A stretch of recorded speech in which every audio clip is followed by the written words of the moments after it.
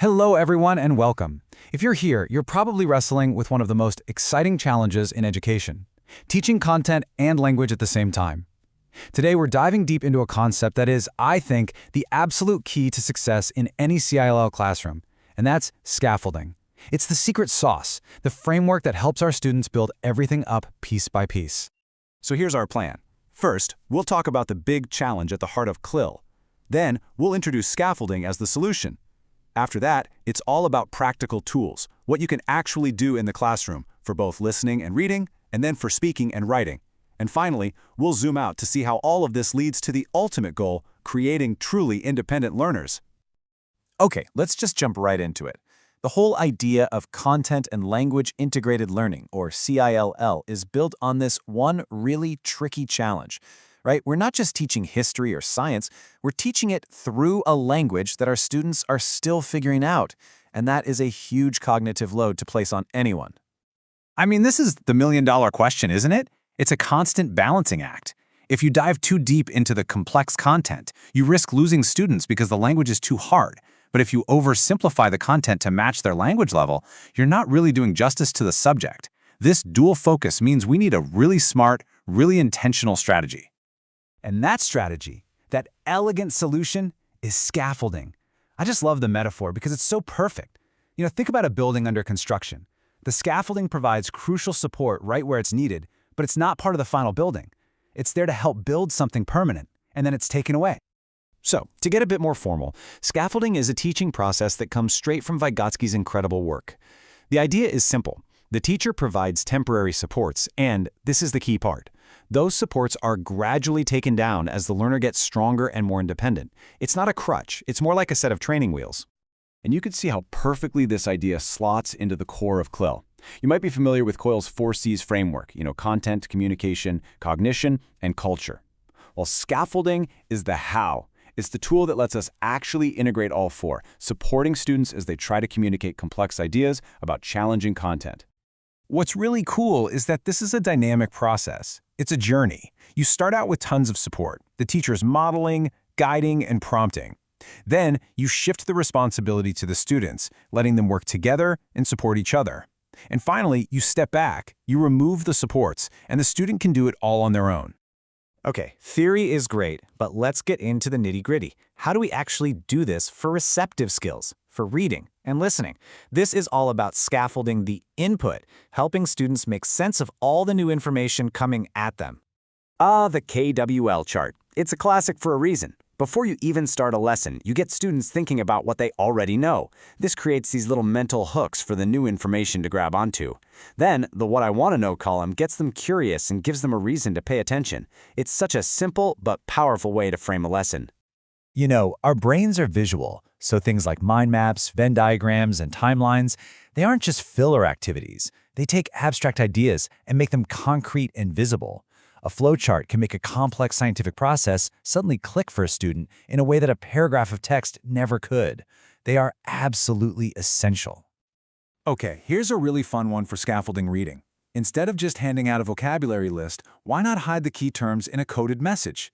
You can use a simple cipher wheel or something similar. It turns learning into a game. And while they're having fun cracking the code, they are laser-focused on those key concepts. Now, this technique sounds so simple, but it is incredibly powerful, especially for listening.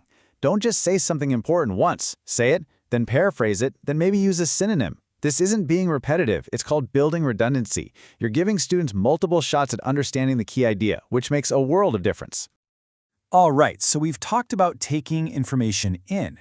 Let's flip the coin and talk about getting information out. How do we support our students when they need to speak or write?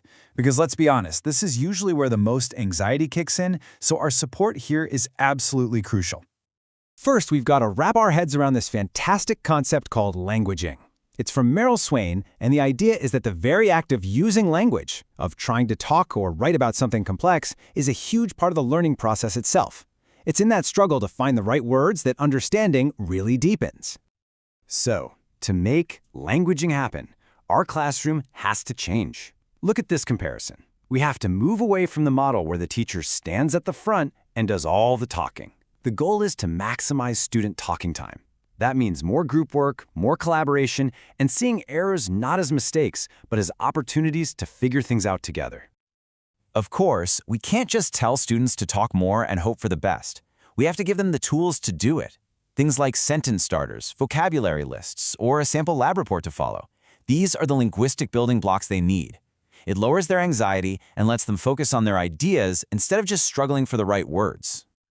This number might be one of the simplest yet most profound scaffolding techniques there is. It's wait time. After you ask a question, just wait. Count to 5 or even 7 in your head before you let anyone answer. That silence isn't awkward. It's critical thinking time.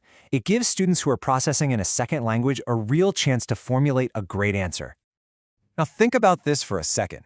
Good assessment is actually a type of scaffolding. I'm not talking about a big final exam. That's assessment of learning. This is assessment for learning. It's all the little things, observing, questioning, listening in, that let us see where students are and adjust our support right there in the moment. So, let's just pull all that together. What you see here is that scaffolding isn't just one thing. It's about being really intentional. You look at a reading task and think, okay, they'll need help activating prior knowledge, so you use a KWL chart. You look at a speaking task and think they'll need processing time, so you increase your wait time.